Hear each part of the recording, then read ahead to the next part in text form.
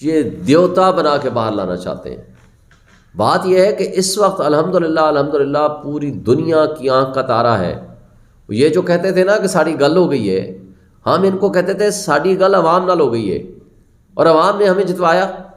آج جتنے دیر کے لیے ایک ایک دن ان کے لیے عذاب کی صورت مسلط ہوگا، میں بتا دوں، یہ اپنے عذاب میں اپنے بوجھ تلے یہ گر جائیں گے۔ آپ دیکھ لینا جتنا یہ 2/3 میجارٹی یہ وہ دیکھیں، دو چیزیں ہوتی ہیں، ایک ہوتی ہے آئینی اور قانونی حیثیت، اس لحاظ سے تو یہ فارغ ہو گئے ہیں۔ ایک ہوتی ہے اخلاقی حیثیت، مارل اتھارٹی، بہت بڑی بات ہوتی ہے۔ سوشل اتھارٹی، لوگ ایکسیپٹ کریں، سوشلی آپ کو پبلک ایکسیپٹ کرے، آپ کی مارل اتھارٹی زیرو ہو چکی ہے، ادارے ڈسکریڈٹ ہو چکے ہیں۔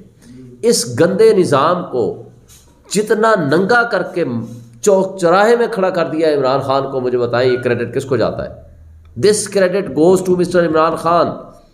اس 76 سال کے برے نظام کو ننگا کر کے اس نے چوک چراہے میں کھڑا کر دیا۔ ایک عام مزدور کسان بندے سے پوچھے کہ کون چور ہے، وہ نام بتا دیں گے، اس کے ہینڈلرز کون ہیں وہ نام بتا دیں گے، اور سامنے ایک شخص ایماندار اس کا نام بتائیں گے، وہ ہر شخص 5 سال کے بچے سے لے کر 100 سال کے بوڑھے تک وہ کہے گا عمران خان، وہ آنےسٹ آدمی ہے۔ سر یہ بتائیے گا کہ 2 سوالات ہیں۔ بتا دوں، پولیٹیکل پارٹی اگر ہے، میں مانتا ہوں نمبر 1 پی ٹی آئی۔ مذہبی پارٹیوں کو تو آپ سائڈ پہ کر دو، مذہبی پارٹیوں میں بھی اگر آپ کو کوئی پارٹی ملے گی تو وہ جماعت اسلامی ہے۔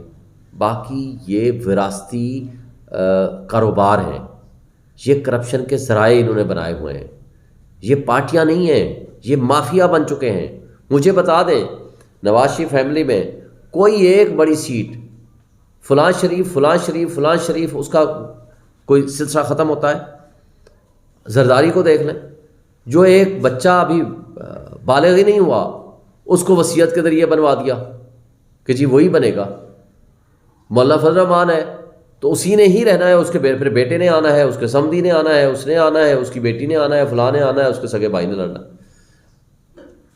آپ مجھے بتائیں نا، پارٹیز کی طرح جو پولیٹیکل پارٹیز ہوتی ہیں، جو سیاستدان ہوتے ہیں، وہ اس طرح نہیں ہوتے۔ افسوس سے کہنا پڑتا ہے، سیاست کے نام کو ان لوگوں نے داغدار کر دیا ہے۔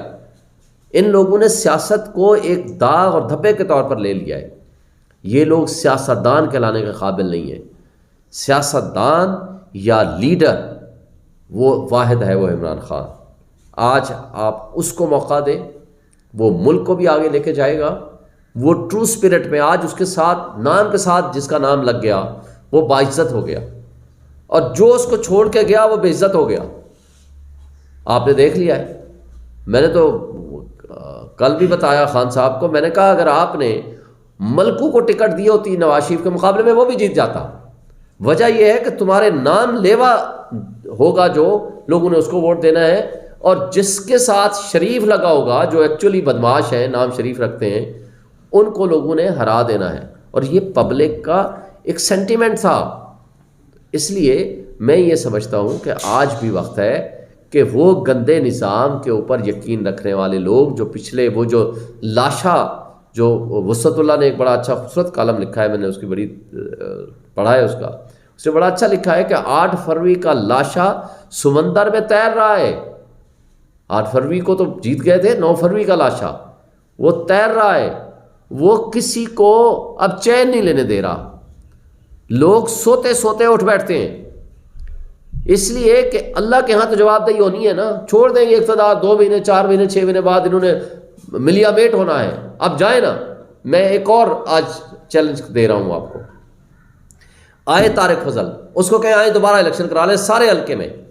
فوجری کی ہے اسے 180 حلقے میں، 180 حلقے میں کرانا ہے تو بھی میں راضی ہوں، سارے حلقے میں دوبارہ کرانا ہے میں راضی ہوں، اور ان کو 2000 ووٹ بھی نہیں ملنے۔ آپ دیکھ لینا، یہ جانے کے قابل ہوں۔ فری فیئر ٹرانسپیرنٹ الیکشنز کرائیں، بے شک ہمیں نشان نہ دیں، آپ آئیں الیکشن میں آ جاؤ۔